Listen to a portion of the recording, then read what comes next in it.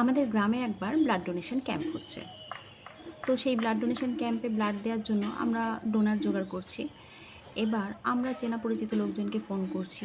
এরকমভাবেই এক পরিচিতকে আমি ফোন করেছি যে, ভাই এরকম ব্লাড ডোনেশন ক্যাম্প হচ্ছে, তো তুই যদি ব্লাড দিস খুব ভালো হয়। তো সে আমাকে শুনে বলল, না না, এটা একটা ছোটোখাটো বিষয় না, এটা বড় বিষয়। এটা আমি একা সিদ্ধান্ত নিতে পারি না, এটা আমার বাবা মায়ের সাথে আলোচনা করতে হবে। আমি বললাম, কর, অবশ্যই কর, বাবা মায়ের সাথে আলোচনা করি, অবশ্যই ব্লাড দে। আর ব্লাড দেওয়া তো ভালো জিনিস, তাতে তো মানুষের জীবন বাঁচে, তো তারা নিশ্চয়ই অমত করবে না। তো যাই হোক, সে সেই ব্লাড ডোনেশন ক্যাম্পে ব্লাড দিতে আসেনি। আর সেই ব্লাড ডোনেশন ক্যাম্প কিন্তু খুব সফল হয়েছিল। বহু মানুষজন এসছেন, ব্লাড দিয়েছেন, আমরাও দিয়েছি।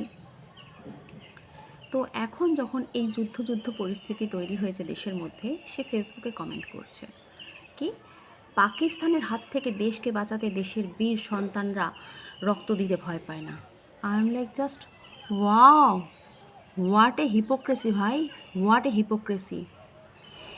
নিজের শরীরে দুফোঁটা রক্ত দিয়ে যে মানুষকে বাঁচাতে ভয় পায়, সে ফেসবুকে এইসব তাগড়াম বাগড়াম বোম ছুটতে পারে?